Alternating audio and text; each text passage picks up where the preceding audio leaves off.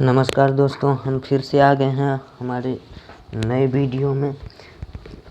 पिछली बार जब हम एक्सरसाइज 1.1 का वीडियो बना रहे थे उसमें सारे क्वेश्चंस नहीं हो पाए थे। एक क्वेश्चन जो है वो यहाँ छूट गया था, इनकम्प्लीट रह गया था, वो मैं पूरा कर दे रहा हूँ। तो इसके बाद हम 1.2 के सारे सवालों को ध्यान से देखेंगे। चलिए शुरू करते हैं। प्रश्न कहता है कि यूक्लिड विभाजन प्रमेयिका का प्रयोग करके दिखाइए कि धनात्मक पूर्णांक का घन, यहाँ पे ध्यान दीजिएगा, धनात्मक पूर्णांक का घन मीन्स क्यूब पावर में 3 जो है वो 9m+1 या 9m+8 के रूप का होता है। ये अपने को दिखाना है, सिद्ध करना है। सबसे पहले हमने माना कि वह धनात्मक पूर्णांक a है जिसे 3q या 3q+1 या 3q+2 के रूप में लिखा जा सकता है। इसलिए यहाँ पर चूँकि इस तरह से हम इसे लिख सकते हैं, इसलिए r इज इक्वल टू और greater than 0 and less than 3। इसलिए r का मान जो है वो हमारा या तो 0 के बराबर होगा, 0 से बड़ा लेकिन 3 से छोटा। तो इसमें 3 नहीं आएगा क्योंकि 3 से छोटा हो सकता है r का मान। अब हम बारी बारी से r का मान रखते हैं यहाँ पर। इसमें देखिए, यहाँ देख पा रहे होंगे आप। अब r का मान 1 लेने पर a बराबर 3q+0, r के जगह पर 0 हो गया। अच्छा, यहाँ पर ना एक चीज़ और लिख सकते हैं, लिख दे तो और अच्छा है। इसलिए a बराबर जो है वो 3q+r, ये यहाँ पे लिख देना ज़रूरी है, ठीक है। और इसके बाद हम इसी में सबके जगह पर r का मान बैठा करके चेक करेंगे। तो चलिए, r का मान 0 लेने पर a बराबर 3q+0, r के जगह पर 0 रख दिया। 0 जोड़ने से कोई फ़र्क नहीं पड़ता है। अब क्यूब करना है, क्यूब कर दिया हमने। क्यूब करने पे आया 27q का क्यूब। तो इसमें से हमें यहाँ ध्यान रखिएगा, प्रश्न में चलेंगे हम लोग। प्रश्न कह रहा है जो धनात्मक पूर्णांक का घन है वो 9m या 9m+1 या 9m+8 मीन्स b के स्थान पर जो है वो 9 होना चाहिए। तो हमने 9 को हटा लिया। अब 9 के स्थान को छोड़ करके बाकी जो बचा उसके जगह पर हमने यहाँ जो m दिया है वो m मान लिया। तो देख पा रहे होंगे यहाँ से 27q क्यूब में से अगर हम 9 हटा लेते हैं तो 3q का क्यूब बचेगा। 9×27q क्यूब, ठीक है। अब अगले स्टेप में इसके जगह पर हमने m मान लिया और लिख दिया यहाँ पर कि m का जो है इसके बराबर है, ठीक है। r बराबर 1 लेने पर a बराबर 3q+1 दोनों तरफ क्यूब कर दें, क्योंकि धनात्मक पूर्णांक का घन पूछा गया है हमसे, क्यूब कर दिया गया। क्यूब करने पर आप देखेंगे यहाँ a+b का होल क्यूब जो फार्मूला है उस पे ये इसको हमने तोड़ा है। a क्यूब मीन्स 3q का cube plus 3a² b plus 3ab² और b का क्यूब प्लस में है, ठीक है। तो सबका करने पे जो आया है उसमें से फिर हम 9 को बाहर कर लेंगे। यहाँ ध्यान दीजिएगा, यहाँ 1 ऑलरेडी है तो 1 यहाँ है तो 1 को हम छेड़छाड़ नहीं करेंगे। इधर से 9 को जो है क्या करेंगे, 9 को हम यहाँ से हटा लेंगे कि भाई तू हट जा यहाँ से। 9 को हटा लिए और इसकी जगह पर हमने m को रख दिया। m जहाँ फिर लिख दिया जहाँ m बराबर ये है, ठीक है। यहाँ तक सिद्ध हो गया। इसी तरह से हमें आगे भी सिद्ध करना है। r का मान 2 लेने पर देखो क्या होता है। r का मान 2 लेने पर देखो यहाँ हो गया, दोनों तरफ क्यूब कर दिए हैं।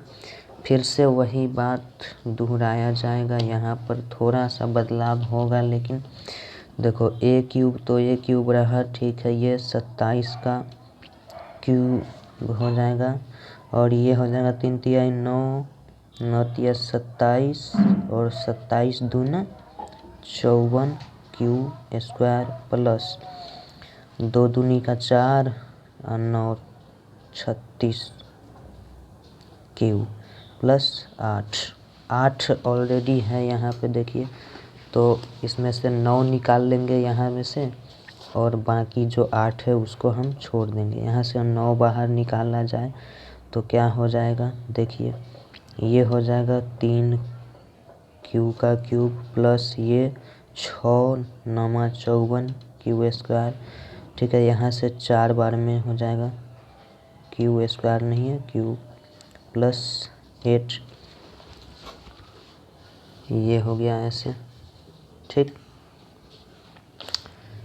अब यहाँ पर जो है ये हो जाएगा ए क्यूब बराबर, इसके जगह पर हम m लिख देंगे 9m + 8, जहाँ m बराबर 3 क्यू का cube plus 6 Q square plus 4 Q. ठीक है, अतः स्टेटमेंट हम लिख देंगे, अतः यही स्टेटमेंट लिखा जाएगा, देख लीजिए। अतः किसी धनात्मक पूर्णांक का घन जो है वो 9m या 9m + 1 या 9m + 8 के रूप का होता है। ठीक है, चलिए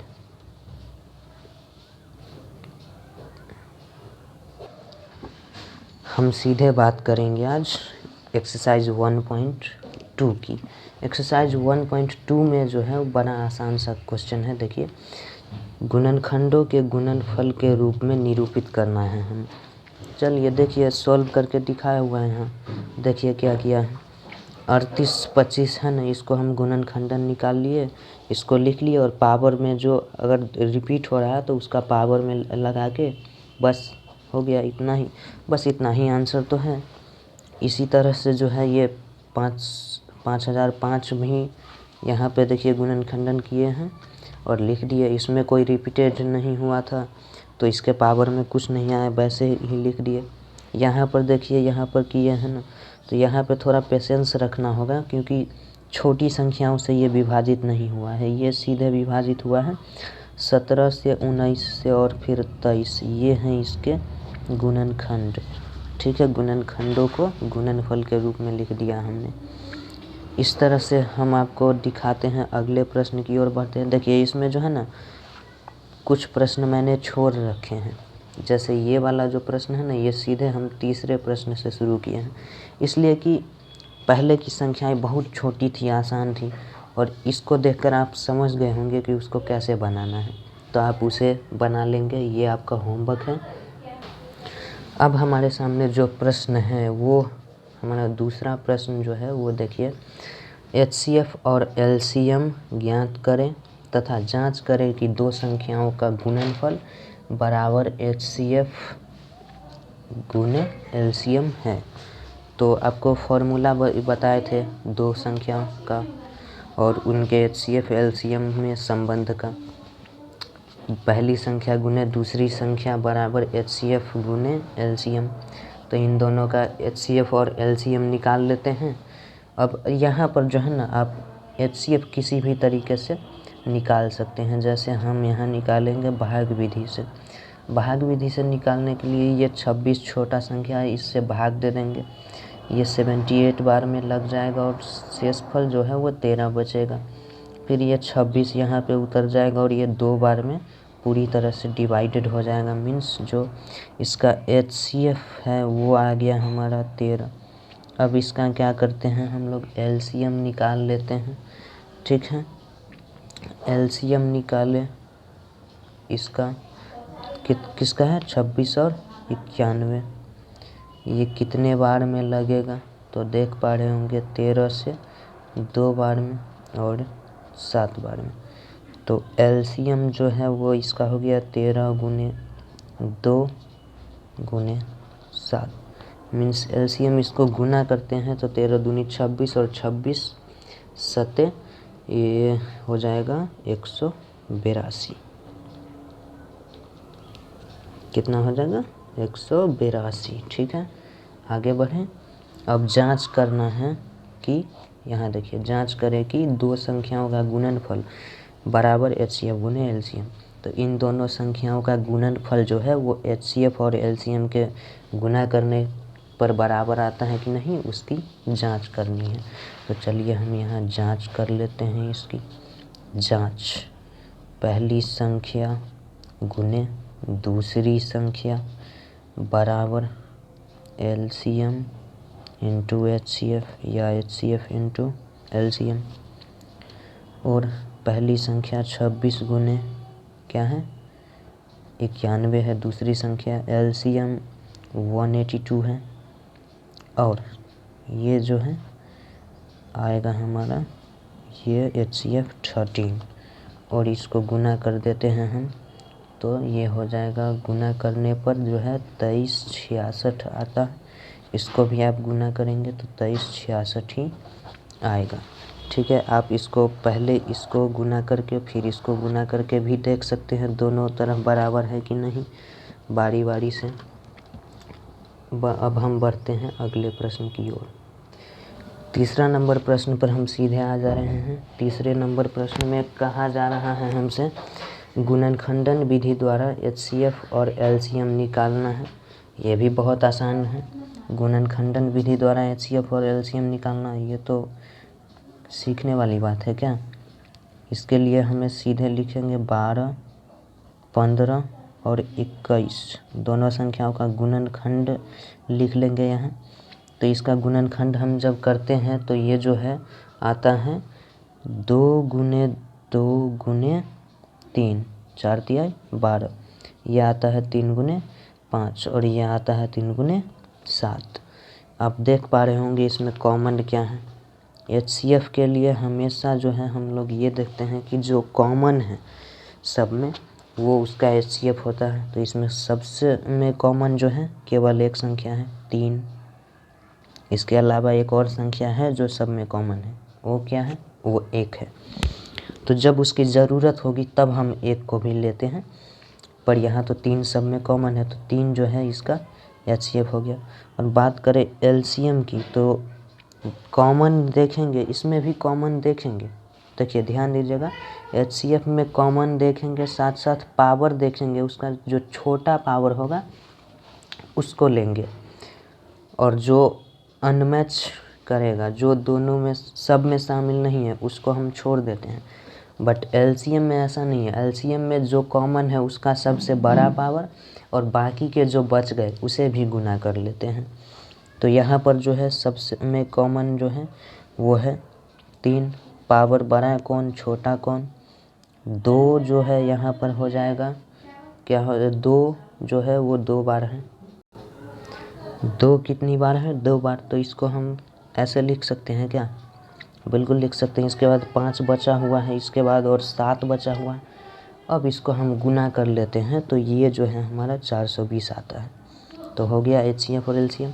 इसी तरह से इस तरफ भी एचसीएफ और एलसीएम निकालना है। 17 का जो है 1 गुने 17, क्योंकि ये सब के सब अभाज्य संख्याएं हैं, 1 से और खुद के अलावा जो है वो किसी अन्य संख्या से विभाजित नहीं होंगे ये। तो अभाज्य संख्याओं का जो एचसीएफ है वो हमेशा 1 होता है, वो हमेशा क्या होता है, 1 होता है, जैसा कि आप इसमें भी देख पा रहे हैं। ठीक है, एलसीएम की बात करें तो एलसीएम जो है जो इनमें कॉमन है उसको हम लिख लेंगे। एलसीएम में जब नहीं कटता है तो हम लोग गुना कर लेते हैं। बिल्कुल इसी तरह से यहाँ भी हम गुना कर लेंगे। ये गुना करने पर 11,339 आएगी। ठीक है, इस एक्सरसाइज की आगे की क्वेश्चंस हम बाद में करेंगे, अगली वीडियो में करेंगे। तब तक के लिए जय हिंद, जय भारत। बने रहिए इस चैनल पर आगे की वीडियोज़ पाने के लिए।